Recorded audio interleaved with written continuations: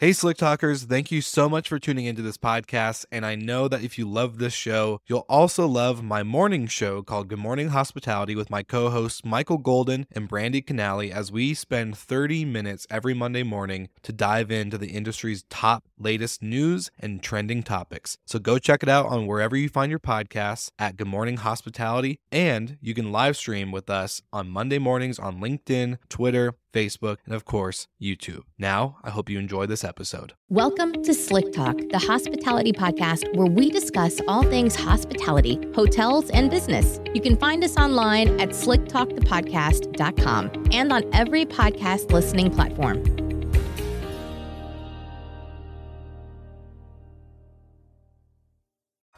Good morning, America. Good morning, Slick Talk listeners. Welcome back. I am excited to be here. I'm pumped.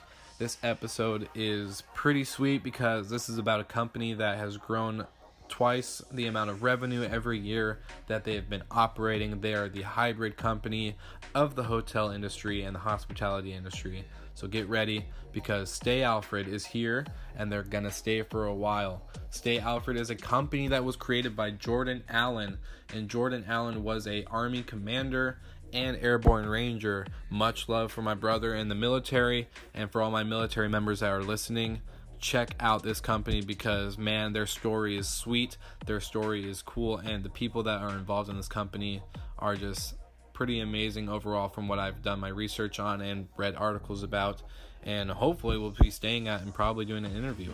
So stay tuned for that.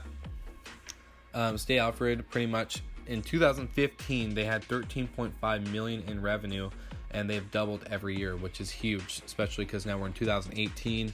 I can't imagine what the numbers they're going to be doing in 2019, 20, and 21, and so on and so forth. They've pretty much created something that is unique to our industry. They have that hotel feel. It's a apartment condominium, vacation rental hotel company where they pretty much get these condominium buildings, apartments, and they rent them out like a hotel. You get 1 bedroom, 2 bedroom, all that kind of cool stuff. You have your own living room, kitchen, washer and dryer, other complimentary amenities that you get at hotels like Wi-Fi, gym access, some properties, not all, parking, and maybe a little bit of a lounge on the roof. Who knows? Just depends on where you stay.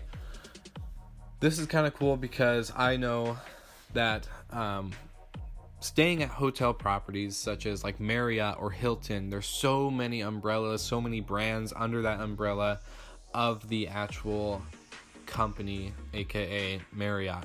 They have like 25, 80 brands under that name, and just depending on the location and all the other stuff, where you stay is going to be different. If you stay with an autograph collection with a Marriott versus a Courtyard, the service, the look, the building itself is just going to be different. Stay Alfred is built a consistency with their properties all the way from Spokane down to Washington, D.C., New Orleans, Boston, Boise, you name it.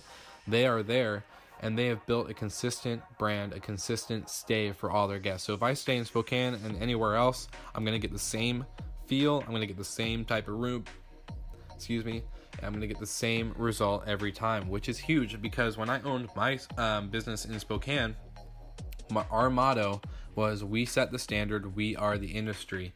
And they have done that without actually putting words to it. They've set a standard and they're really changing the industry, which I'm surprised that more companies aren't hopping on this train because the revenue is amazing and overall it's just adding a better customer experience, which I'm huge on. Yes, there is no front desk, which if you have listened to my podcast, the Alexa Hospitality Program that Amazon launched before this episode, you're going to know that I'm huge on the human connection. I'm huge on the hospitality and the interaction with people because I do feel like this is something that is being lost in our industry.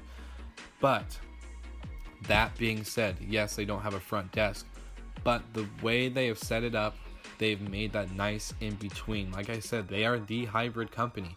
So yeah, no front desk. You're not going to give your credit card at check-in and photo ID and all this other stuff that you have to do. you're going to get an email 3 days before your day of arrival. All the details about the property, where to go if you want food, drink, shopping, movies, all that kind of stuff around the area. You're going to get that little personal concierge program type deal in your email, along with information about the property, where your unit is located, and how to get in there pretty much, and all the situation about parking, yada yada yada.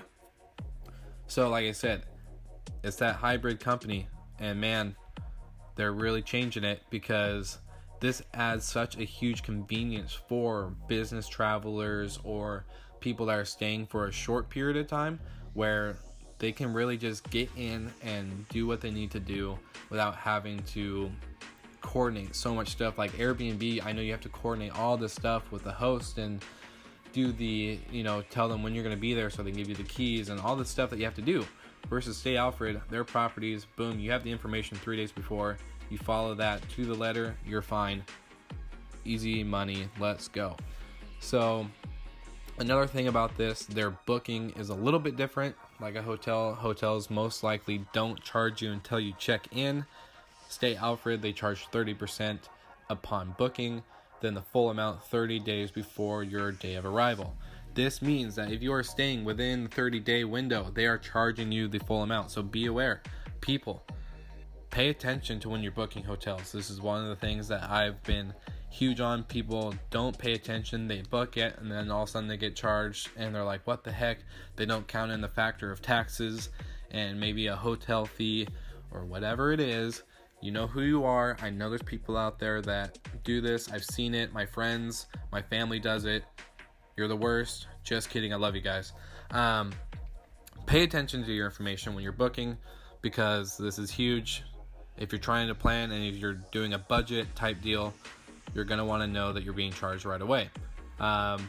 So that being said, you kind of got that hotel Airbnb feel again, where you're paying at full before arrival.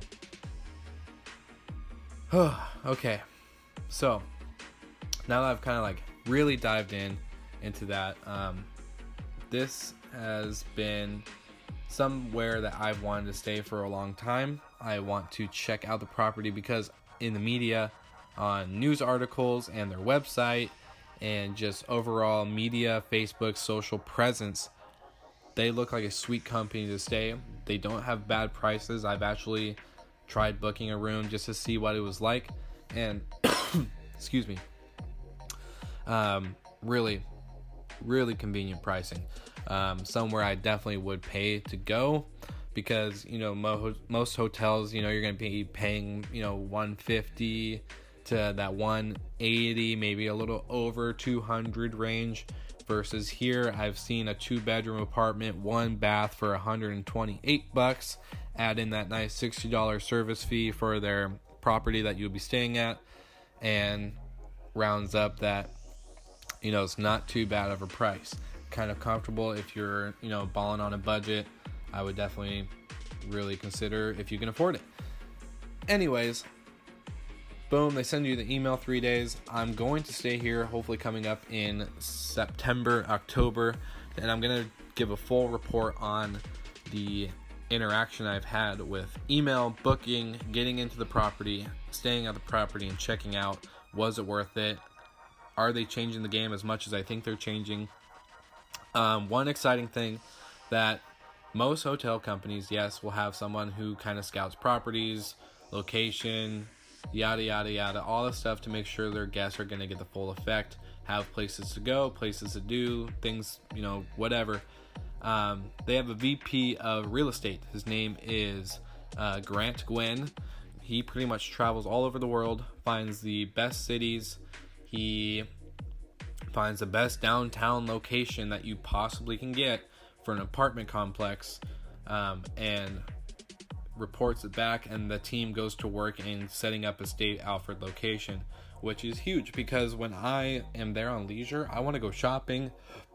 I want to, have all these fun interactions, food, drink, near me, around me, within walking distance, so that way I don't have to drive around and drive, 20 minutes just to go see a movie or do whatever, which is pretty sweet. So he finds the location, the team goes to work, and pretty much they work with local companies to add that experience, that concierge type feel where they can recommend places to you for your stay.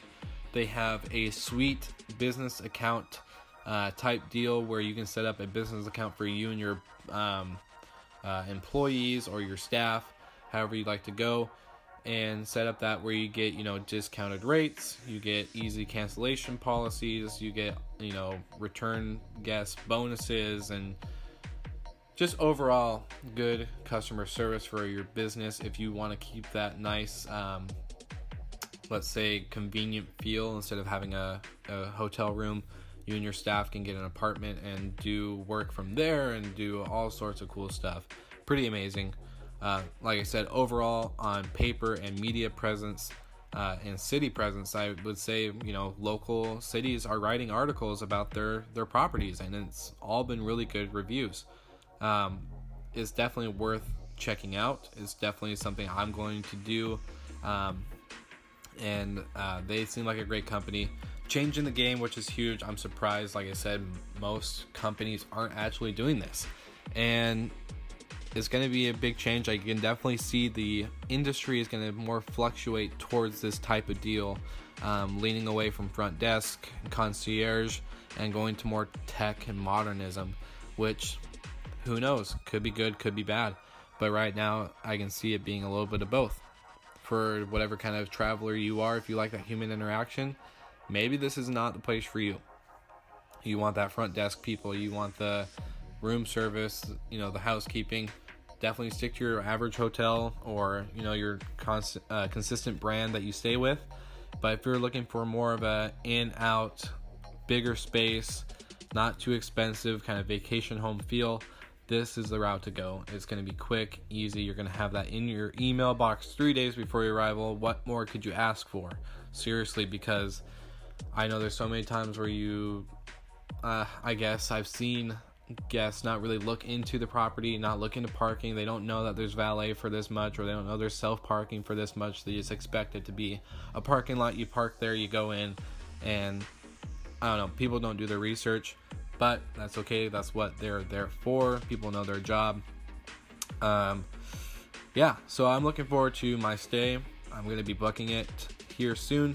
Also, if you like my podcast, please subscribe on whatever platform you're on. I would love to hear your feedback. I am starting a website for my podcast, so you can find all my podcasts online, articles about the podcast episodes specifically, and just a little bit of a blogging type deal where I'll be giving out more info into certain industry changes, companies that are stepping up the game, or maybe, ruining the game. Who knows? Just depends on what's going on, what I find interesting. Also, let me know what you think, because I'm thinking I'm going to start a coast trip. This being said, I'm going to start in Washington for a week, and I'm going to travel down the coast of Washington and Oregon, stay at some of the coolest properties that stand out, provide excellent customer service and satisfactory cleanliness, overall property management, and just kind of do a video series / podcast series / rating and reviewing these hotels and properties I stay in. Maybe give a little bit of some interviews with the general managers, the owners, the PR people, whoever it is. I want to do this, and kind of thinking I should do it, give you guys more of a content-based deal, and I think it'd be kind of fun. Check out some stuff that I've never seen before, what's really going on in the game, and get that hands-on experience. So let me know what you guys think, because if you do like that idea, I will plan it. I'm actually already planning it, so I take that back. Yes, I'm going to do it. I will give you guys more information. You can check out my website soon. It's not published yet, so don't look it up because you won't find it. It's called Slick Talk the Podcast. Like me on Facebook and subscribe. Thank you guys so much for listening. I'm super pumped, and thank you very much for just being a part of this episode. You rock.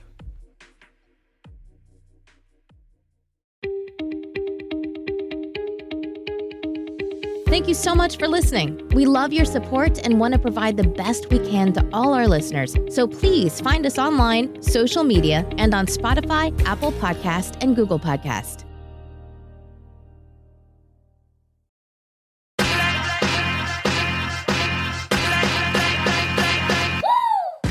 What's up, everybody? If you've gotten this far into the episode of Slick Talk, the Hospitality Podcast, then you are amazing, and thank you so much for tuning in. We want to send you two places really quickly. If you can, check out the show notes and click the hospitality.fm link. Check out all of our other shows on the podcast network.